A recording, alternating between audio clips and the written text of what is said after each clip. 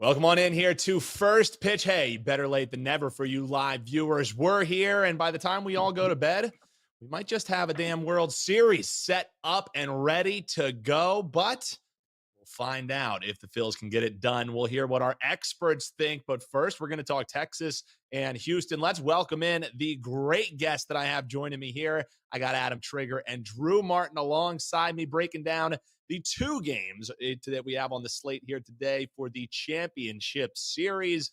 And guys, I say we start with the one that is guaranteed to finish tonight, and that's the Rangers taking on the Houston Astros. Trig, I'm going to get your thoughts on this one to start us off here.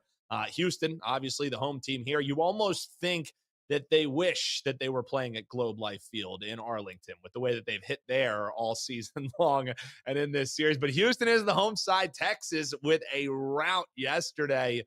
Man, this has been an absolute hell of a series. Houston fighting back from 0-2, and it's all come down to a 3-3 series tie, one game to rule them all. How are you looking to bet this one? And if you don't have a play for us, really, how are you just looking to break this one down for the folks? Yeah, no play in this one for me. I'll have a play in the other game. But I guess the way I kind of see this game is I think I just prefer to have the Astros like throw out the home field or whatever. Yes, they are the home team. It hasn't mattered in this series. We know all six road teams have won in this series so far. But I think I'd just rather have the Astros with Javier right over Texas with Scherzer. Scherzer, comes off the IL. He struggles. 5 runs in 4 innings pitch, only 63 pitches. I think the concern for me here with the Rangers is, obviously how far does Scherzer go? But then, like, they almost have too many options, right? Like, after him, like, they could use John Gray, Dane Dunning. They could bring Montgomery back on short rest. I don't know if I think that's almost maybe does more harm than good. You start to pull guys out of their normal roles, and I just don't trust the Rangers in that scenario to win this game. I think that's what it comes down to. On the other side, Christian Javier, phenomenal in the postseason so far. 4 postseason starts, 4 wins, 0.82 ERA. He's been outstanding. And, I still prefer the Astros bullpen here. Leclerc, I said on first pitch a couple weeks ago, earlier in the playoffs, that I wanted to play against this Texas bullpen, that Leclerc was going to get blown up at some point. It took forever, but it finally happened in game 5. Game on the line. I just prefer Astros in their home ballpark, a game they've won before, right? Like we see them get it done in this spot time and time again. And I would just rather have that team over, the Rangers, Leclerc, their bullpen. So if I was going to bet this one, it would be the Astros. But it's been a really evenly matched series, and I don't really want to go against the Rangers that badly. So I didn't bet it, but Astros is my lean. Astros the lean for our man Adam Trigger. And if you want a bit of a stronger play in that one, well, Drew Martin has one locked and loaded. And folks, you can grab that today for half price Monday. But also want to let people know, if it's your first time checking us out, we love dropping this free content for you. As a matter of fact, Adam Trigger going to be giving away a free 4%er in just a few moments here on the show. But if you appreciate the free content, I know we're asking you to hit that like button. No, we're asking you to hit that bell. But try us out over at WagerTalk.com. First-time buyers can take 15% off everything and anything that they put in their cart. So let's say you just want to dip your toe in, maybe do a 3-day all access or even just a daily pick. You can take 15% off of that, or try out a couple cappers. You've been watching them on the shows. You've been cashing with them for free here. Throw them in your cart. You can take 15% off everything on your first purchase over at WagerTalk.com. One of the best deals that I think they've ever dropped here at the site is allowing you to pick anything and everything over at WagerTalk.com. Off it. Big thanks for you checking us out here, and a nice little first-time buyer potential to dip your toe in and lower the risk on that just a little bit. So definitely check that out over there. And as I mentioned, Drew Martin's got to play locked and loaded. But Drew Martin also has some thoughts that I'm looking forward to hearing locked and loaded on the Phils and Diamondbacks game here tonight. So Drew, brother, how are you looking to bet this one? I have a feeling I'm going to like what you're laying down. Absolutely, Dan. And I'll tell you, man, what a great time to be an MLB fan. We got two great series going on here. Mm. And what a great time to be a Philadelphia sports fan. Can you imagine Sunday night Whew. football with the Eagles? What, 21 hours later, you got first pitch in the NLCS?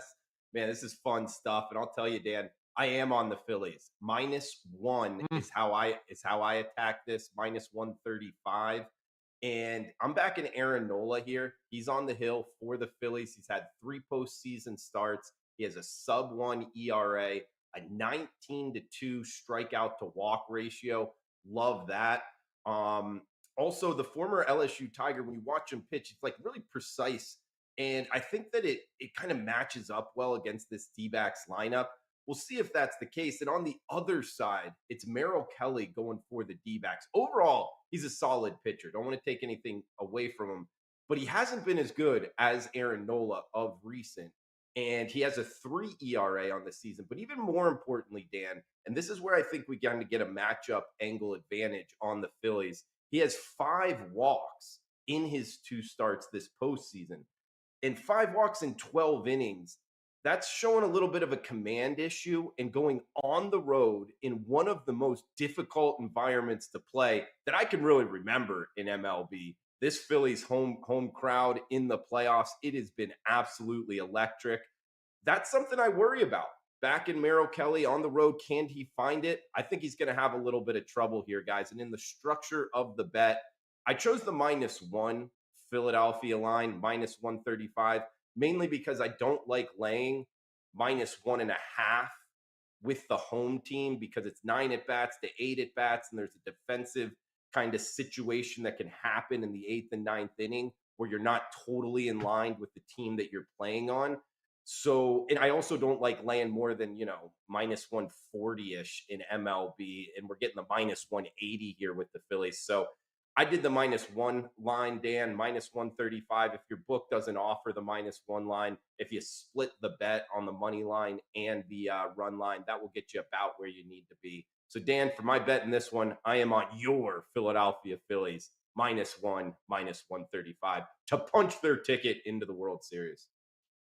Man, I love what I'm hearing out of my man Drew there, and I can confirm, as being a Philadelphia sports fan, I learned it's going to be a marathon, not a sprint. I mean, you guys had me on these shows, and I didn't have a voice for like a week when I went to that Eagles and Rams game. So I dialed back the screaming. I didn't want anybody to have to deal with the raspy voice or anything, but it's been a lot of fun. So hopefully we can continue going on a little run here. But fandom aside, I do want to hear the thoughts here from my man Trig, because guys, one of the best parts of doing some of these shows is when we have a differing in opinions. So, Drew all Phillied up here tonight, but Adam thinking, hey, maybe not so fast on that. What are you looking at in this one, Trig?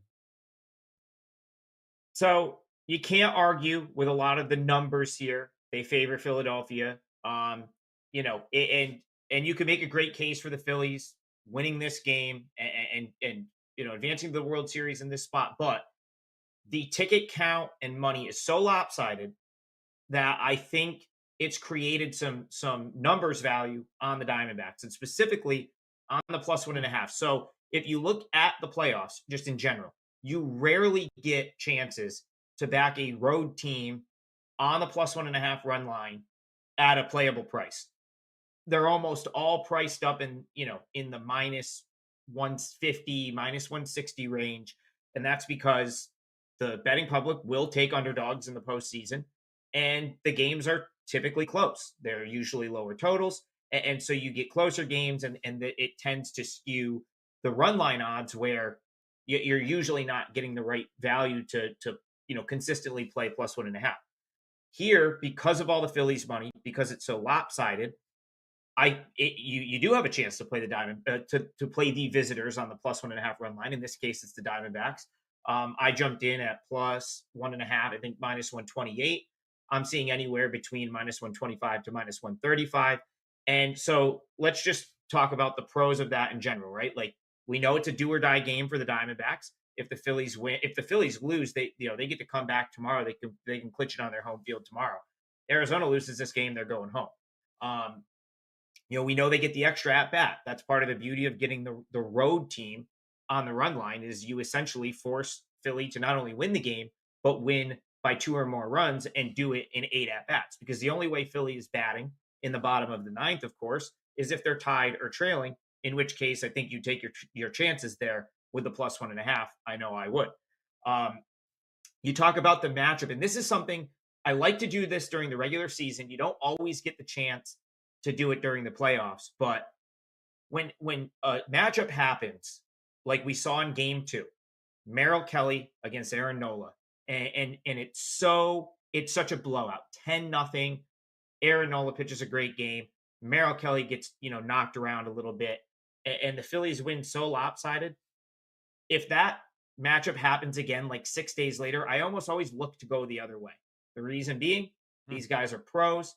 They make adjustments, right? Like you have to think Kelly's known since that game that he was going to get this game again, like that he would get another shot. So he's probably looking at what went wrong. How do I adjust? So on and so forth. The same thing with Arizona hitters. These are professional hitters. Like it'll be the same thing tomorrow night if the Phillies get another crack at Brandon Pfaadt. They probably hammer him because they get the chance to make adjustments. Now Nola is obviously more of a veteran pitcher than Pfaadt, but the Diamondbacks, this is a good lineup. They find ways to get on base. They manufacture runs. So I think they're going to do better here than get shut out. I think they will generate some offense here. And then you look at Merrill Kelly. Yeah, his game 2 start was bad, but he's been pretty good. Last 5 starts, 2.35 ERA. He's had a nice playoff so far up until the bad start against Philly in game 2. So I think you could make a case that, if that game 2 hadn't happened, had everyone not just seen what just happened in game 2, that you wouldn't be getting this price on Diamondbacks +1.5. The Phillies, they already announced, they talked about moving away from Kimbrel in the relief spot. So, I mean, I guess you could make the argument that whoever they put in as the closer couldn't be worse. But man, that's a lot of pressure. Closing games as tough as it is. And then you talk about a World Series, berth essentially on the line. And then someone that hasn't had to do it a whole lot this season. You come up in the 9th inning. I mean, assuming this isn't a blowout, that's a high leverage situation. If Arizona's down 2, maybe they get 1. And then you kind of slide through the back door and get the money there. I guess when I add it all up, I see enough value where it just makes sense to take the +1.5. And then of course, Arizona, this is all hands on deck. There's no tomorrow if they lose. The Phillies can still prioritize. I think they're going to like their matchup tomorrow. I'm not sure how much that plays into this game, but they're certainly not going to burn through every high leverage option tonight, knowing that they've got a game 7 in their pockets. Arizona doesn't have that luxury. They've got to go all out here. It's do or die. So I took the 1.5. I just think the value on getting the +1.5 with the road team at this price was what made this play for me. Yeah, and if you see Craig Kimbrel coming out of the old bullpen there with a lead late, Trig's probably feeling pretty good about that old back door swinging open in the wind. I've been seeing people on social calling him Cookie Kimbrel. Yeah, it's been crumbling a little bit, but hey, maybe once he gets back home to the ballpark, that'll be the difference maker. Guys, as we went a little bit shorter here, we have a couple comments that I want to get your thoughts on. Drew specifically, we had Russ reaching out here, and he was asking me to drop a best bet as well. So I'll drop him, even though I don't think, as I've given any MLB plays on this show, I don't think I've won one of them. So we'll see if this will finally be the night.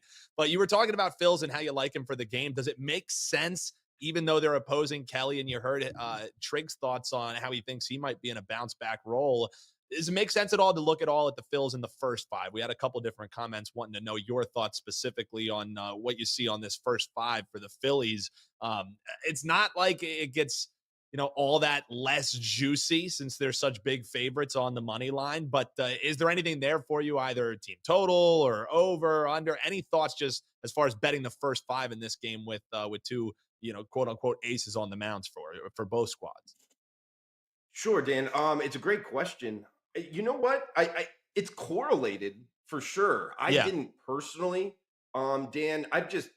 I've done better with the full game, and I know a lot of people like to cut out the bullpens. It's just one of the best things about betting baseball is the dime line, meaning when you bet full game, for the most part, you're laying $105 to win 100.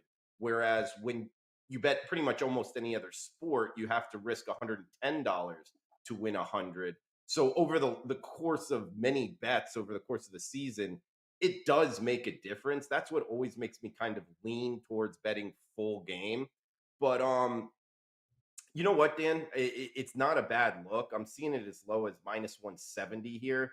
And then you could always, be, if you really want to roll the dice, kind of lay that half a run in the first five and really cut down on that price. I didn't personally to answer the question, but I don't hate it if you're wanting to bet the first five. And to tell you the truth, with kind of Kimbrel's struggles, it really might not be a bad look. Plus, the fact one of their other bullpen guys, his name's escaping me right now. He has pitched 4 days in a row. So Yeah. I know it's coming down to crunch time, Dan, where it's like Trig said, all hands on deck. And it's not necessarily Philadelphia with all hands on deck. That was a great point by Trig. No matter what, the D-backs are going all out, whereas Philadelphia maybe will hold back a little bit. So I like it, but I didn't bet it personally, Dan. All right, guys. So here's what I have worked up, and I got 2 bets. So maybe one of them will head and we can split, and one of them's nice plus money. Castellanos has been great at the home ballpark, especially when his son has been there to watch him. So just like a fun little sprinkle. I know we all love home run props because you get nice plus money. 5-1 on a Castellanos homer. I feel like I have to do it at Citizens Bank Park. So just a little sprinkle on that one. And the bet I like quite a bit more, one that I will be betting right when we're done here. After hearing Trig's breakdown on how he kind of sees the path for a Kelly bounce back, the Phillies in the closeout games, so to speak, in the playoffs so far, every single time, I know it's only now 2 different ones that you can draw on, but no run first inning. I'm doing it. Minus 120. I think maybe they swing a little bit too hard. I think Kelly maybe chases them, going low in the zone a little bit. So I'm playing the nerfy guys, and probably it's going to be Schwarber with a leadoff homer to make me look like an idiot on that one. But no run first inning. That'll be my best bet and a little sprinkle on Castellanos. That's the plays I got for you tonight. So a nice little different show we have for you guys here as we break down the championship series. It might just be all decided by the time we talk to you next year as far as who's going to be in the World Series. One game definitely being decided, and you want to know what Drew Martin's on? Grab his best bet over at wagertalk.com, wt.buzz/DM. Big thanks to Drew. Big thanks to Trig. Big thanks to Robert behind the scenes doing a terrific job. I know he's rooting for H-Town tonight. We'll see how that one works out. And we'll talk to you next time here, potentially a show tomorrow. If not, we'll be back setting up the World Series. But don't forget to hit subscribe. We got NBA dropping tomorrow. That's right. NBA is back. NHL in full swing. And we still got football content around the clock here at WagerTalk TV. So hit that little bell. Make sure you're subscribed. Throw us a like. That's all we ask you to do. And check these guys out over at wagertalk.com. Best of luck on all your wagers. And hey, like I said, fade or follow. It's been fading me as of late with my best bets. Hop below in the comments and let us know yours. And we'll talk to you next time here on First Pitch.